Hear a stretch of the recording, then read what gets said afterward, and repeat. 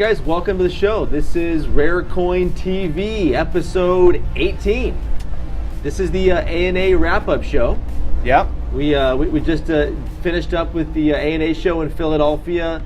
Saw a lot of great coins and even had a few surprises, some things that should have been more on our radar that finally caught our attention, I guess. Hey, but I mean, we don't have to be paying complete attention as long as we're mostly paying attention. Yeah, I think. And we actually did pretty good on a few of our auction predictions from the show. Yeah. So I mean, if we're gonna go in that direction, we might as well just rip the Band-Aid off and get the results out and see who won and see who lost. That's right. I think we'll start in the same order that we started before. The first coin that we talked about was the 54S Half Eagle. 54S Half Eagle. At the time that we made our prediction, the auction was sitting at 1.55. Right. And we made our predictions. I came in right about 2.2. Yes. Ryan, you were at? I was at 2.5.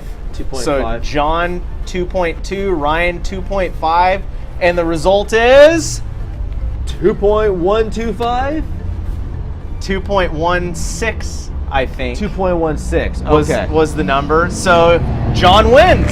Okay. I think that's the first one you've won on the show, because I think I won all the rest of them before, right? And we've only had one or two, I think.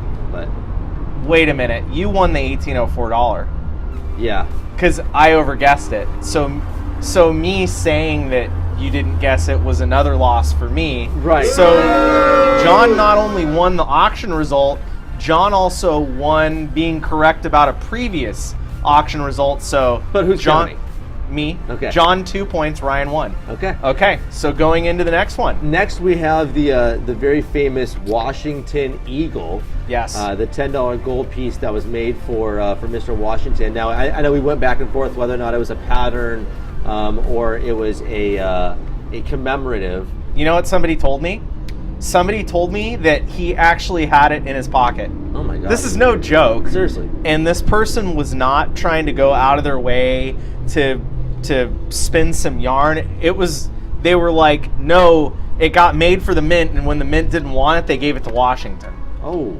So it was thought that he actually carried it in his pocket, hence the wear, which makes this next result just crazy, because how much is Washington worth? I mean, and you can't create that kind of pedigree. You can't fake or make that kind of pedigree. No. I mean, that's pretty epic. Okay, I mean, what do you want? Martha's wig? Is that worth more money?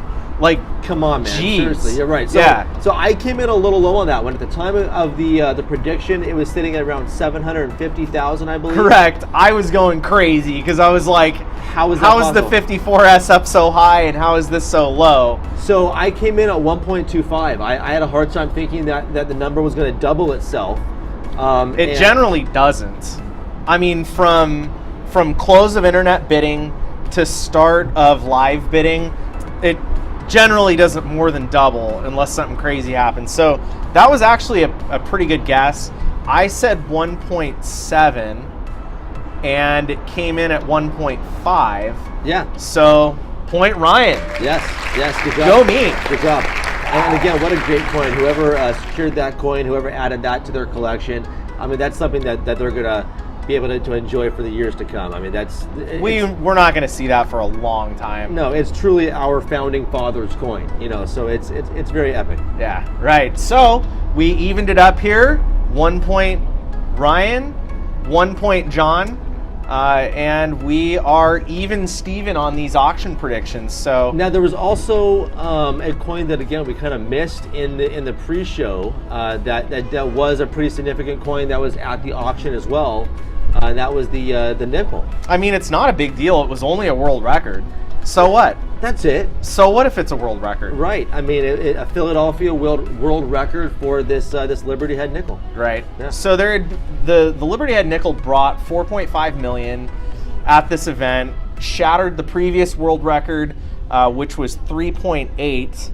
And it had another result after that 3.8 record at 3.2, and then just skyrocketed to 4.5. Incredible. Kind of interesting, because you and I told the story of only 354S Half Eagles being in private hands. There's only 3 Liberty Head nickels in private hands. One is at the National Numismatic Collection of the Smithsonian. The other is at the American Numismatic Association's museum in Colorado. Yeah, and while it's not, it is looked at as kind of a modern rare coin, just as far as the era that it was. Sure, it's 20th century. Right. Yeah. That it came from.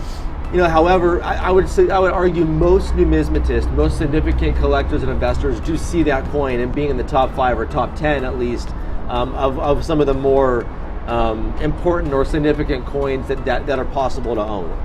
I mean, it's the story, right? It's the story of the nickel that never should have been made. Right. Yet, it was thought that the mint director struck a number of them, these 5 specimens, and had passed them out to his friends. There's a lot of back and forth about the origin of this coin. That's right. I'm not sure anybody really has a handle on it, but stories make coins sell for the most money. Absolutely. If we look at the biggest results, it's the coins that tell the best stories, not necessarily that are just rare. And when there's some question marks on there and things aren't as clear as they should be, it even adds some mystique and some interest to the whole picture. Sure. I mean, think about the biggest results ever. The $1794, the first silver dollar ever struck. The 1933 double eagle that shouldn't be legal. We're not even going to get into that. The last court result is that it shouldn't be legal, compared to quite a bit that says it should be, which is also in writing. But we're not going down that rabbit hole today. Maybe we'll do a whole show on the 1933 double eagle one time. But anyways, if we think about these coins that have the greatest results, they're the coins that tell the best stories. Absolutely. And the 94S Barber dime, especially the ice cream specimen, the 1943 copper penny, right? The lunch lady specimen, which I coined that term on the last show. It's pretty epic. Okay, so that was our results show. We just kind of wanted to recap because that world record being broken for the V-nickel was a very big deal. Epic. With the $1804 falling short and motorcycles going very quickly, there's a bit of a juxtaposition there. And it brings a little bit of extra confidence, I think, to the market, especially leading into the next big auction season and the next big coin show, which is back to Long Beach again. Man, it seems like we were just at Long Beach, and we were, but June was 2 months ago. It was a few months back, yeah. Yeah, so here we go, September, Long Beach starting up again. Hopefully we'll get to visit with Ivan and see the Italian part of the Tyrant collection. I'm hoping if he allows us to do it again. I mean, we are terrible people. So. Terrible, but he's Ivan the Terrible, as he told us. We call him Ivan the Great. He called himself Ivan the Terrible. Maybe we ought to just combine those and call him Ivan the Great and Terrible. I like it. Yeah, I think that's pretty good. Ivan GT. Yeah, Ivan the Great and Terrible. So, if he allows us to talk to him, and keep our fingers crossed that he does, we'll go check out the Italian version of the Tyrant collection. There's also this whole Olympic thing. There's the Olympic procession and Olympic coins. Yeah. They're doing this ceremony that we'll have to get in on. We have to be a part of that. Yeah. No, whenever it's starting, we're going and we're going to film that. And we'll show that to you guys. Also, we're thinking about jumping into some of the auction lot previews and maybe walking around a little bit and showing you guys some of the auction previews. Maybe like checking out Heritage's previewing or something like that. Why not? Okay. And this Olympic thing is supposed to be a whole section. It is. Of the convention center that's devoted just to the Olympic things.